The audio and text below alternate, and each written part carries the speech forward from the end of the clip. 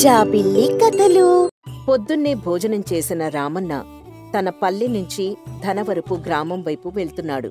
చేతిలో చిన్న సంచి, కళ్లల్లో నమ్మకం, తెలివి కనిపిస్తోంది. అలా నడుచుకుంటూ వెళ్తూ ఉండగా మార్గం మధ్యలో ఓ పెద్దావిడ కింద పడిపోయి కనిపిస్తూ ఉంటుంది. అయ్యో తల్లి, ఎవరు మీరు ఇలా పడిపోయారు? బాబూ, దాహం దాహం ఇవిగోండి, ఈ నీళ్లు తాగండి ముందు అని వెంటనే మంచినీటినిస్తాడు. ఆ ముసలావిడ గబగబా నీటిని తాగేస్తుంది. ఆవిడ్ని చెట్టు నీడలోకి తీసుకెళ్లి వివరాలు అడుగుతాడు. అమ్మా, ఎవరు మీరు? ఇంత ఎండలో ఇలా రోడ్డు మీద పడిపోయారు? బాబూ, నాది పక్కనే ధనవరపు గ్రామం. ఆరోగ్యం బాగాలేదని పక్కూరి ఆస్పత్రికి వెళ్ళొస్తున్నాను. అయ్యో, ఆరోగ్యం బాగాలేనప్పుడు ఇలా ఒంటరిగా ఎందుకు రావడం? ఎవరినైనా తోడు తెచ్చుకోవచ్చు కదా. నా కష్టాలు ఏం చెప్పమంటావులే బాబూ. నాకు ఎవ్వరూ లేరు. నేను ఒంటరిగానే జీవిస్తూ ఉంటాను. అదేంటవ్వా, కొడుకో కూతురో ఉండే ఉంటారుగా. వారంతా పట్నంలో ఉంటారు బాబూ. ఊర్లో నేనొక్కదాన్నే ఉంటాను. అయ్యో, ఎంత కష్టం వచ్చిందవ్వా. పద, నిన్ను నేనింటి దగ్గర దిగబెడతాను. నీకెందుకు బాబూ శ్రమ? నా తిప్పలేవో నేను పడతానులే. ఎంత మాట! నేను కూడా అటువైపే వెళ్తున్నాన్లే. పదవ్వా, నేను దిగబెడతానింట్లో. సరే బాబూ, పద అని చెప్పి ఆమె రామన్న సహాయంతో తన ఇంటి వరకు చేరుకుంటుంది. ఆ ఊర్లోకి చేరుకున్న తర్వాత రామన్నకు ఆ ఊరు కొత్తగా అనిపిస్తూ ఉంటుంది. అలానే అపాయాలు కూడా పొంచి ఉండే ప్రమాదం ఉందని అనిపిస్తూ ఉంటుంది. అందుకే చాలా జాగ్రత్తగా ఉంటాడు. మీ ఊరు చాలా బావుందవ్వా. అవును బాబూ, ఇక్కడంతా చాలా ప్రేమగా ఉంటూ ఉంటారు. అర్థమవుతోందవ్వా. సరే, మరి నేను వెళ్ళొస్తానే. ఆగు బాబూ, ఊర్లో ఈ మధ్య దొంగల భయం ఎక్కువగా ఉంది. వారంతా ఊరి చివరే మాటు వేస్తూ ఉంటారు. ఊరు దాటేటప్పుడు కాస్త జాగ్రత్త బాబూ. ఏంటవ్వా, నువ్వు చెప్పేది నిజమా? అవును బాబూ, ఈ మధ్యనే ఈ ఊరికి దొంగల భయం పట్టుకుంది. మనుషుల మీద పడి పీక్కు తింటున్నారు. నువ్వు జాగ్రత్త బాబూ. దొంగలుంటే ఏంటవ్వా, తెలివితేటలుంటే ఎవరినైనా ఎదుర్కోగలం. నిన్ను చూస్తే తెలివైన వాళ్లానే ఉన్నావు, కాని కాస్త జాగ్రత్త బాబూ అని చెప్పగానే రామన్న ఆమె ఇంటి నుంచి బయటకొస్తాడు. అలా ఊరు దాటుతూ ఉండగా అక్కడ నిజంగానే ఓ దొంగల ముఠా ఉంటుంది. దాని నాయకుడు శేషు దూరం నుంచి రామన్నను గమనిస్తాడు. ఒరేయ్, ఈసారైనా అప్రమత్తంగా ఉండండి. ఆ సరే అన్నా. అయినా మన వాళ్లకు చిక్కకుండా ఎవ్వరూ ఈ ఊరు దాటలేరు. ఇలానే అని ఇప్పటికి 2 సార్లు దాదాపు దొరికిపోయేలా చేశారా మీరు? అంటే అదేదో కంగారులో అయిపోయిందిలే అన్నా. అదిగో అటు చూడండి, ఎవరో బకరా వస్తున్నాడు. చేతిలో ఏదో పెద్ద సంచి కూడా ఉంది. అవునన్నా, అదేదో బంగారమే అయ్యుంటుంది. అబ్బా, ఏదో ఒకట్లేరా. ఇప్పుడు మనం ఎలాగైనా ఆ సంచిని కాజేయాలి. అర్థమైందా? అప్పుడు దొంగల్లో ఒకడు సూరి అనేవాడు ఇలా అన్నాడు. అన్నా, మరి వాణ్ణి ఏం చేద్దాం? అడవిలో పడేద్దామా లేదా చంపేద్దామా? ముందు సంచి ముఖ్యం. ఆ తర్వాత అతని తెలివిని బట్టి ఏదో ఒకటి చేద్దాం లేరా. సరే అన్నా, నువ్వు చెప్పినట్టే చేద్దాం అని రామన్న దగ్గరగా రావడం కోసం ఎదురు చూస్తూ ఉంటారు ఆ దొంగలు. ఇంతలో రామన్న రానే వస్తాడు. దొంగల నాయకుడు శేషు రామన్న దగ్గరకు వెళ్లి అమాయకుళ్లా మాట్లాడతాడు. అయ్యా, ఈ దారి అంత సురక్షితం కాదు. అవునా? ఏమైంది దారిలో వెళ్తే? అయ్యా, ఈ మధ్య ఊర్లో దొంగల బెడద ఎక్కువగా ఉంది. అందుకే వద్దని చెప్తున్నానయ్యా. అసలు నువ్వెవరు? ఇలా చెప్పాల్సిన అవసరం నీకేంటి? నేను కూడా ఈ ఊరివాణ్ణే అయ్యా. దొంగలు ఎక్కువగా ఉన్నారని, ఊరివారి క్షేమం కోసం, ఇలా వచ్చిపోయే వాళ్ల రక్షణ కోసం అందర్నీ హెచ్చరిస్తూ ఉంటాను. సరే పదండి, ఆ మార్గమేదో చెప్పండి, నేనే వెళ్తాను. ఊర్లో కొత్తవార్లా కనిపిస్తున్నారు. మీకు చెప్తే అర్థం కాకపోవచ్చు. పదండి, నేనే తీసుకొని వెళ్తాను. సరే పదండి, వెళ్దాం. అప్పుడు శేషు తనలో తాను ఇలా అనుకుంటున్నాడు. వీడెవడో నిజంగానే బకరాగాళ్లా ఉన్నాడు. చెప్పిందల్లా నమ్మేస్తున్నాడు.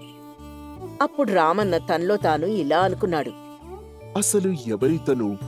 నిజంగానే నాకు సాయం చేయడానికే వచ్చాడా? అని అనుకుని శేషు వెనకే వెళ్తూ ఉంటాడు రామన్న. అలా కొంత దూరం వెళ్ళిన తర్వాత, అయ్యా, చాలా దూరం నుంచి వస్తున్నారా అనుకుంటా. ఆ సంచి మోసి మోసి చెయ్యి బరువెక్కిపోయి ఉంటుంది. ఇలా ఇవ్వండి, నేను పట్టుకుంటాను.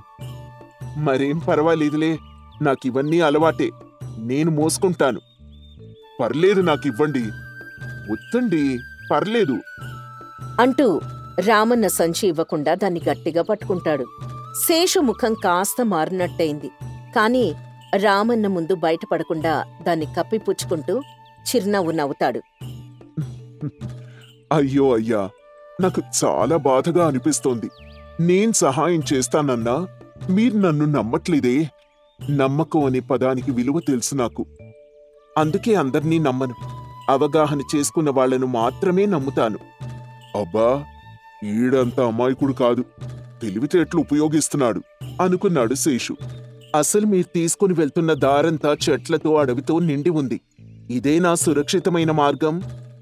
అయ్యా, ఇది లఘు మార్గం, పట్టణానికి త్వరగా చేరిపోతారు. నన్ను పట్టణానికి తీసుకెళ్ళడానికి అంత ఉత్సాహం ఎందుకు మీకు? అప్పటికే రామన్నకు ఏదో అనుమానం మొదలైంది. వెంటనే ఆయన చుట్టూ గమనించాడు. చెట్ల మధ్య కదలికలు కనిపించాయి. అప్పుడు తనలో తాను ఇలా అనుకున్నాడు. ఇదేదో ఖచ్చితంగా కుట్రే. ఇప్పుడు ప్రతి అడుగు జాగ్రత్తగా వెయ్యాలి. అయ్యా, మీ సంచిని ఒక్కసారి తాకుతానండి. ఎంత బరువు మోస్తున్నారో చూసి ఆశ్చర్యం వేస్తోంది. ఈ సంచి నా జీవితంతో సమానం. దాన్ని నీ చేతుల్లో పెట్టడం అంటే నన్ను నేనే నమ్మకపోవడం లాంటిది. దీంతో శేషుకి విసుగొచ్చి చప్పుడు చేయకుండా తన గ్యాంగ్కి సంకేతం ఇస్తాడు. ఒక చెట్టు వెనక 4-5 మంది దొంగలు తలలు ఎత్తి చూస్తారు. మీరింకాగిపోండి, నేను నా దారిలోనే వెళ్తాను. ఈ దారి నాకేమీ సౌకర్యంగా అనిపించటం లేదు. అయ్యా, భయపడకండి, నేనున్నాను కదా. అదే నన్ను భయపెట్టే మాట. ఈ మాటలు విన్న శేషు పెద్దగా నవ్వాడు. కాని అప్పుడు రామన్న వెంటనే అతని కాళ్లపై వాలిపోయి కన్నీరు పెట్టినట్టు నటించాడు. అయ్యా, నా కాళ్ళ నొప్పి వచ్చేసింది. ఈ దారిని నేను తట్టుకోలేకపోతున్నాను. అప్పుడు శేషు ఆశ్చర్యంగా తనలో తాను, ఏంటి, ఇప్పటి వరకు ఇంత బలంగా కనిపించినవాడు ఒక్కసారిగా ఇలా అయిపోయాడు? నాకు సాయం చేస్తాను అంటున్నారు కదా, ఒక చిన్న సహాయం చేయండి. నా సంచి పట్టుకుని ఉండండి, నేను కాసేపు విశ్రాంతి తీసుకుంటాను. అప్పుడు శేషు సంతోషంతో, అలాగేనండి, నేను మీకు ఈ సాయం ఖచ్చితంగా చేస్తాను. శేషు సంచి పట్టుకుంటాడో లేదో రామన్న వెనక నుంచి బలంగా అతని చేతిపై కొట్టాడు. శేషు సంచి వదిలేసి వెనక్కి వెళ్తాడు. ఇదేనా నీ నిజస్వరూపం శేషు? నేనెప్పుడో గమనించాను, నీ మాటలు తేడాగా ఉన్నాయి. ఒరేయ్, వీడిప్పటి వరకు నటించాడ్రా, వెంటనే అందరు రండి. వెంటనే చెట్ల వెనక దాగిన దొంగలంతా బయటికొస్తారు. కాని రామన్న అప్పటికే తన పంచె కింద దాచి ఉంచిన బెల్ట్ బయటికి తీస్తాడు. మర్యాదగా అందరూ లొంగిపోండి, లేదంటే ఒక్కొక్కణ్ణి చితకబాదుతాను అని రామన్న గట్టిగా అరవడంతో ఒక్కసారిగా దొంగలు కంగారు పడతారు. కాని శేషు మాత్రం వెనక్కి తగ్గలేదు. ఒరేయ్, వీడు మనల్ని భయపెట్టాలని చూస్తున్నాడు. పంచె కింద బెల్ట్ పెట్టుకున్నాడంటే ఏంటి, కొడతాడా? అన్నా, కొట్టేలేని కనిపిస్తున్నాడన్నా. ఒరేయ్, మనం ఇంతమంది ఉన్నాం, వాడు ఒక్కడు. రండ్రా, రండి, ఆగిపోయారే. అయ్యా అయ్యా, మమ్మల్ని వదిలేయండి అయ్యా, మేమిక్కడి నుంచి వెళ్ళిపోతాం. ఒరేయ్, వాణ్ణి బ్రతిమలాడటం ఏంట్రా అని వీళ్ళు మాట్లాడుకుంటూ ఉండగా ఇంతలో రామన్న నిశ్శబ్దంగా మరొకటి గమనించాడు. ఓ చెట్టు వెనకాల ఎరుపు వస్త్రం కదిలినట్టు కనిపించింది. అప్పటికే ఊరి జమీందారు కొడుకు పార్థసారథి తన భార్యతో కలిసి అదే దారిలోకి వస్తూ ఉంటాడు. అప్పుడు రామన్న తనలో తాను, ఇదే సమయం, నాటకం మొదలెట్టాలి. వెంటనే బెల్ట్ చేతిలో పట్టుకుని రామన్న నటన ప్రారంభిస్తాడు. నేనెవరో తెలుసా మీకు? నిన్నే రాష్ట్రానికి వచ్చిన కొత్త రహస్య గూఢచారిని. ఈ దొంగల ముఠా గురించి పక్క గ్రామాల నుంచి ఫిర్యాదులొచ్చాయి. ఇప్పుడే నా జాతీయ బృందం ఇక్కడికొస్తోంది. మీ అందరి జీవితాలు నా చేతుల్లో ఉన్నాయి. ఇది విని దొంగల్లో భయం మొదలవుతుంది. అన్నా, వీడు గూఢచారైతే మనమేమైపోతాం? బరువెక్కిన సంచిలో తుపాకీ కాని ఉందేమో. అప్పుడు శేషు కాస్త కంగారుగా, ఓ, నిజమే అంటావా? అనవసరంగా ఇరుక్కుపోయాం కదరా, ఇప్పుడు ఎలారా? అంతలో ఊరి వాళ్లలో కొందరు కూడా ఆ దిశగా వస్తూ ఉంటారు. పార్థసారథి రథం కూడా అదే దిశగా వస్తూ ఉంటుంది. ఏవండి, అక్కడెవరో చాలా మంది ఉన్నట్టున్నారు చూడండి అంటుంది పార్థసారథి భార్య. ఎవరో దారిన పోయే బాటసార్లు అయి ఉంటారులే, మనకెందుకు? అది కాదండి, అక్కడేదో అపాయం జరుగుతున్నట్టుగా అనిపిస్తోంది సరే పద, వెళ్ళి చూద్దాం అని అతను తన భార్యతో కలిసి అక్కడికి వెళ్తాడు. ఏంటి, ఏం జరుగుతోంది ఇక్కడ? ఎవరు మీరంతా? అయ్యా, వీళ్ళంతా పెద్ద దొంగల ముఠ. ఊర్లో మాటు వేసి ప్రజల్ని దోచుకుంటున్నారు. నేను తెలివిగా వీళ్ళని పట్టుకున్నాను. ఏంటి, దొంగలా? నువ్వు చెప్పేది నిజమా? అవునండి, నేను కూడా ఊర్లో ఆడవాళ్లు మాట్లాడుకుంటుంటే విన్నాను. ఊర్లో దొంగల భయం ఎక్కువగా ఉందని చెప్పుకుంటున్నారంతా. అవును బాబు, అందుకే వీళ్ళని నేను బంధించాను. దీంతో పార్థసారథి వెంటనే తన మనుషులకి సంకేతం ఇవ్వడంతో వాళ్ల దొంగలను బంధిస్తారు. ఆ తర్వాత, అవును, అసలు ఇంతకీ నువ్వెవరు? అయ్యా, నేను దారిన పోయే బాటసారిని. మీ గ్రామం మీదుగా పట్టణానికి వెళ్తున్నాను. మరి ఈ దొంగల గురించి నీకెలా తెలుసు? అయ్యా, ఈ ఊర్లో ఒక పెద్దావిడికి సాయం చేస్తే ఆవిడ నాకు వీరి గురించి చెప్పింది. అనుకోకుండా ఈ సమస్య నాకే ఎదురైంది. బళా, ఎదురొచ్చిన సమస్యకి ఏమాత్రం జంకకుండా బాటసారివైనా నీ తెలివిని ప్రదర్శించావు. నీకు ఖచ్చితంగా ఏదైనా బహుమతి ఇవ్వాల్సింది. అయ్యో, అది నా బాధ్యతయ్యా. కల్లా కపటం ఎరుగని మీ ఊరి మనుషుల ముందు నా సాయం చిన్నపాటిది. అయినా సరే నీకు బహుమానం ఇవ్వాల్సింది. పద, వెంటనే ఊర్లో పంచాయతీ పెట్టి ఈ విషయం అందరికీ తెలియజేస్తాను అని చెప్పి రామన్నను తనతో తీసుకుని వెళ్లి ఊరందరికీ ఈ విషయాన్ని తెలియజేస్తాడు. అంతా అతన్ని మెచ్చుకుంటారు. తెలివున్నవాడు ఎంతటి సమస్యనైనా శాంతంగా పరిష్కరిస్తాడు. బలంతో కాదు, బుద్ధితో గెలవాలి. పచ్చదనంతో నిండిన గ్రామం గంగవ్వపల్లె. కాని ఆ గ్రామం అడవి అంచున ఉండడం వలన ఎప్పుడూ పులి భయం ఉండేది. ఇక ఆ గ్రామస్తుల జీవనాధారం గొర్రెలు కాయడం. అదే గ్రామంలో బలరంగా అనే కాపరి తన 40 గొర్రెలతో జీవించేవాడు. అందరిలోకి చెంది గొర్రె ప్రత్యేకం. తెలివిగా, నిశితంగా, ఎప్పుడూ తెలివిగా తిరుగుతూ ఉండేది. ఒకరోజు సత్తయ్య అనే వ్యక్తి బలరంగతో ఇలా అన్నాడు. ఏంటి బలరంగా, గొర్రెలు కాయడం ఎలా సాగుతోంది? మాటలు వింటున్నాయా అవి? ఆ సత్తయ్య, బాగానే మాట వింటున్నాయి. ఇవి నాకు కుటుంబంతో సమానం. పొద్దున్న లేచిన దగ్గర నుంచి వీటితోనేగా నా కాలక్షేపం. అవును బలరంగా, మనకి అవే తోడు. మన జీవనాధారానికి మూలం అవే కదా. అవును సత్తయ్య, వీటన్నిటిలో ఒక ఈ చెంది గొర్రైతే నా ప్రాణం అనుకో. నోరు లేకపోయినా సరే ఇది నన్ను ఎన్నోసార్లు ఎన్నో ప్రమాదాల నుంచి రక్షించింది. మిగిలిన గొర్రెలన్నింటికీ ఇది దేవతలాంటిది. అబ్బో, వాటికి పేరులు కూడా పెట్టావేంట్రా? అవును సత్తయ్య, చెప్పాను కదా, ఇవి నాకు నా కుటుంబంతో సమానమని. అందుకే నేను వీటిని అలానే పిలుచుకుంటూ ఉంటాను. చాలా మంచిది బలరంగా.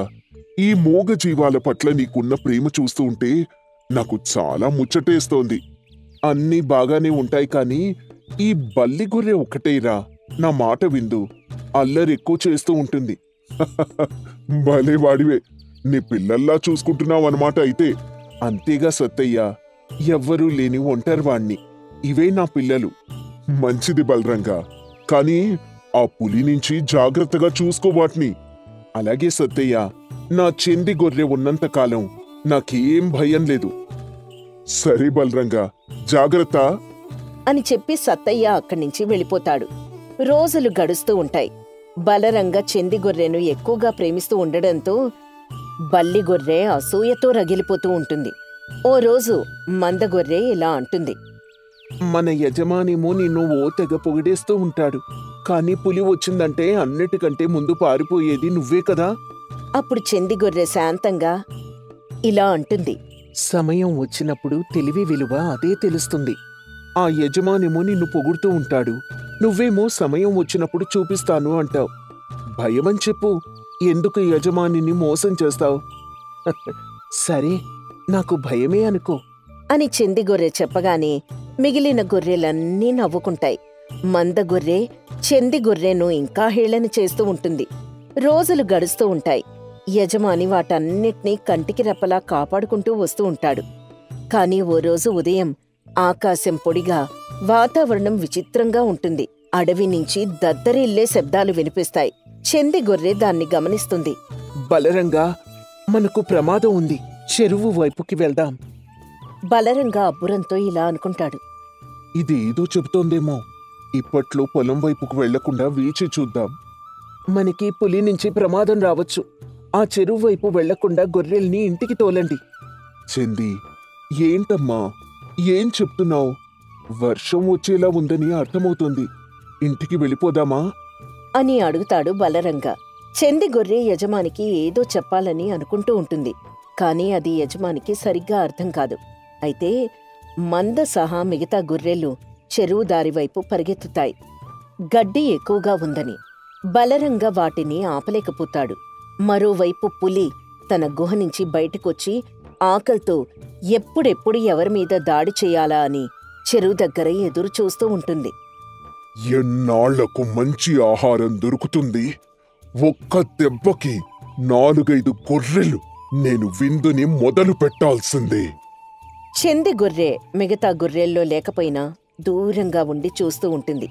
మిగిలిన గొర్రెలు ఏమీ తెలియకుండా ఒకదాని వెనుక ఒకటి చెరువు దగ్గరికే వెళ్తాయి.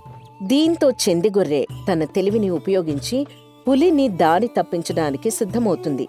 చెంది గొర్రె ఒక బండగుట్ట దగ్గరికి వెళ్లి గొర్రె శబ్దం చేస్తూ పులిని ఆకర్షించింది. చెంది గొర్రె గట్టిగా మే మే అని అరుస్తుంది. పులి ఆ శబ్దానికి తన దృష్టిని మార్చుకుంటుంది. ఆ శబ్దం ఎటునుంచి వస్తుందో అటువైపు పరిగెడుతుంది. మిగిలిన గొర్రెలు పులి వచ్చిందని గమనించి ఎటు పడితే అటు పరిగెడుతూ ఉంటాయి. చెంది గొర్రె ముందే తవ్విన గబ్బిల గుంత దగ్గరికి వచ్చి పులినక్కడికి తీసుకెళ్ళింది. దీంతో పులి పరిగెత్తుకుంటూ వెళ్లి ఆ గుంతలో పడిపోతుంది.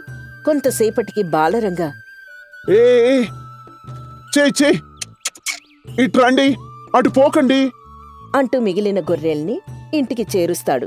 ఆ రాత్రంతా భీభత్సమైన వాన కురుస్తుంది. పులి ఈ గొర్రెలను వేటాడిన సంగతి ఊరంతా తెలుస్తుంది.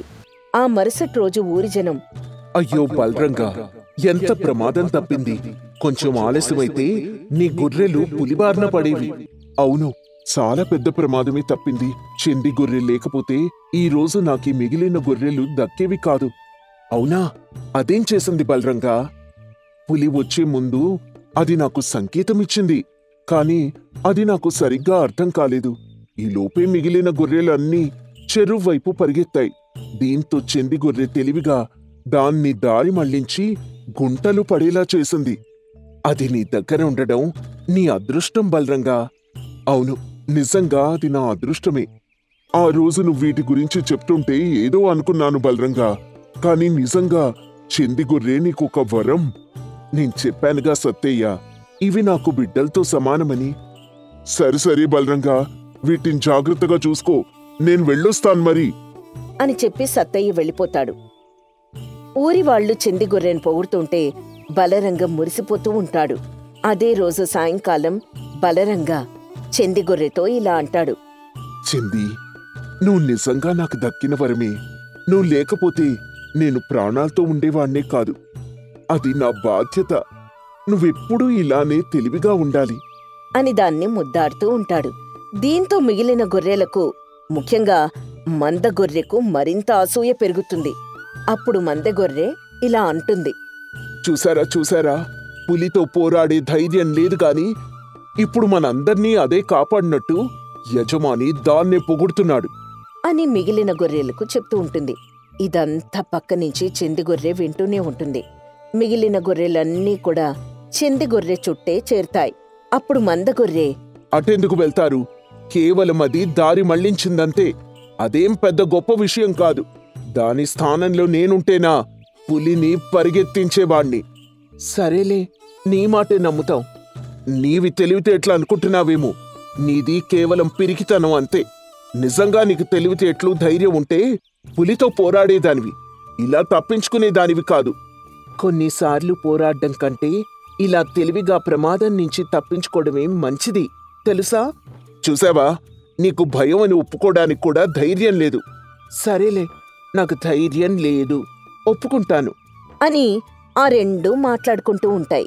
చెంది గొర్రె ఎన్ని మంచి పనులు చేసినా కూడా మిగిలిన గొర్రెలు మందగొర్రె మాటలే వినేవి, నమ్మేవి. అలా రోజులు గడుస్తూ ఉన్నాయి.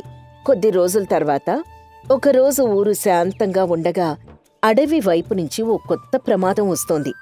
పులి గాయపడింది కాని భయంకరంగా భయపెడుతూ అరుచుకుంటూ గ్రామం చుట్టూ తిరుగుతోంది. గ్రామస్తులు బయటికి రావడానికి కూడా భయపడుతున్నారు. బలరంగ ఈ పరిస్థితిని గమనించి తన గొర్రెలను ఇంటి దగ్గరే కాపాడుతున్నాడు. ఆ రాత్రి చెంది, పులి గాయపడింది అంటున్నారు ఊరివాళ్లు, కాని మన ఊర్లోనే తిరుగుతోందట. అది మన గొర్రెలపైనే దృష్టి పెట్టే ప్రమాదం ఉంది. మే అంది చెందిగొర్రె నిశితంగా చూస్తూ. నువ్వు గమనిస్తున్నావు కదా చెంది, రాత్రంతా నిద్రపోకుండా మన గొర్రెలను కాపాడాలి. మే మే అప్పుడు మందగొర్రె అహంకారంగా, ఓ, ఇప్పుడేంటి బెదిరింపు? గాయపడిన పులి మన దగ్గరకు వస్తుందా? నేను దానికి అస్సలు భయపడ్ను. నువ్వు చెంది గొర్రెవి, పిరికి గొర్రెవి కదా, ఊరికే భయపడిపోతావు. ఇది భయం కాదు, ముందు జాగ్రత్త. నేను చెప్తున్నాను, ఈ రాత్రి నేను చెరువు వైపు కాయలే తినేస్తా. ఏం చేస్తావు నువ్వు? అని గర్వంతో చెరువు వైపుకి నడవడానికి ప్రయత్నిస్తుంది. ఆపు, బయట ప్రమాదం ఉంది. పిరికి గొర్రె మాటలు వింటం నా వృత్తి కాదు. నేను వెళ్తాను. నాతో ఎవరైనా వస్తున్నారా లేదా? అని మంద బలవంతంగా బయటకు వెళ్తుంటే బలరంగా అడ్డుపడతాడు. కాని మంద గొర్రె జట్టుకి కొంత దూరంగా నడుస్తూ ఉంటుంది. అదే సమయంలో అడవి దిశ నుంచి కేకలు వినిపిస్తాయి. పులి గుర్రుమంటూ వస్తుంది. మంద భయంతో పరిగెత్తుతుంది. బలరంగా అంతా గమనిస్తూ ఉంటాడు. చెయ్ చెంది, నువ్వే ఏదైనా చెయ్యాలి. చెంది గొర్రె వెంటనే తన తెలివిని ఉపయోగించి పులికి ఎదురుగా నిలబడి తన శబ్దంతో దృష్టిని మళ్లిస్తుంది. పులి గాయపడ్డం వలన వేగంగా పరిగెత్తలేకపోతుంది. చెంది గొర్రె ముందే తయారు చేసిన అడ్డుకట్ట దారి దగ్గరికి తీసుకెళ్తుంది. అక్కడ బలరంగ వేసిన వల్లో పులి చిక్కుకుంటుంది. ఏమైంది? ఎక్కడ పడిపోయాను? చెంది, నువ్వు భలే తెలివైన దానివి. మళ్ళీ నువ్వు మనందర్నీ కాపాడావు. మే మే అప్పుడు మందగొర్రె సిగ్గుతో తలదించుకొని, చెంది, నీ తెలివితేటలు నిజంగా గొప్పవి. నేనే తప్పు చేశాను, నన్ను క్షమించు. మనందరికీ ఒకరి మీద ఒకరికి విశ్వాసం ఉండాలి. సమయం వచ్చినప్పుడు ఎవరి విలువ ఏంటి అనేది తెలుస్తుంది. మిగిలిన గొర్రెలన్నీ చెందిగొర్రెకు జేజేలు కొడతాయి. ఊరంతా చెందిగొర్రె తెలివిని మెచ్చుకుంటుంది. బలరంగ చెందిగొర్రెను గుండెలకు హత్తుకుంటాడు. అప్పుడు సత్తయ్య బలరంగతో ఇలా అంటాడు. నిజమేనయ్యా, ఇలాంటి గొర్రె నా దగ్గర కూడా ఒకటి ఉండుంటే ఎంత బావుండేదో. అవును, ఇలాంటివి మనకి చాలా ఉపయోగం. మిగిలిన గొర్రెలకు కూడా చాలా మేలు చేస్తుంది. నా ఈ చెంది గొర్రె చాలా మంచిది. పోన్లే, నా దగ్గర లేకపోయినా కనీసం మన ఊర్లో ఇలాంటి ఓ తెలివైన గొర్రె ఉంది, అదే చాలు. ఈ మాట అంటుంటే నాకు చాలా గర్వంగా ఉందయ్యా. మరి అంతే కదయ్యా, పులుల బారి నుంచి మన గొర్రెలను కాపాడుతుంది. దానికి మించి కావాల్సింది ఇంకే ఉంటుంది? అవును సత్తయ్య అని వీళ్ళిద్దరూ మాట్లాడుకుంటూ ఉంటారు. ఇదంతా మందగొర్రె కూడా వింటుంది. నన్ను క్షమించు చెంది, ఇక నుంచి నేను నీకు సాయంగా ఉంటాను. భళా, ఇద్దరం కలిస్తే ఇక మన యజమానికి ఆనందమే ఆనందం. అవును, నువ్వే చెప్తే నేను అదే చేస్తాను. సరే సరే, ఇక పద వెళ్దాం అని ఆ రెండో అక్కడి నుంచి మిగిలిన గొర్రెల దగ్గరికి వెళ్ళిపోతాయి. ఈ కథలో మనకి తెలిసే నీతి ఏంటంటే, నిజం, ధైర్యం, తెలివితేటలు కలగలిసిన చోటే నిజమైన విజయం ఉంటుంది. తెలివితేటలున్నవాడు ఎంత చిన్నవాడైనా శక్తిమంతుల్ని కట్టిపడేస్తాడు. అహంకారం కాదు, తెలివే నిజమైన ఆయుధం.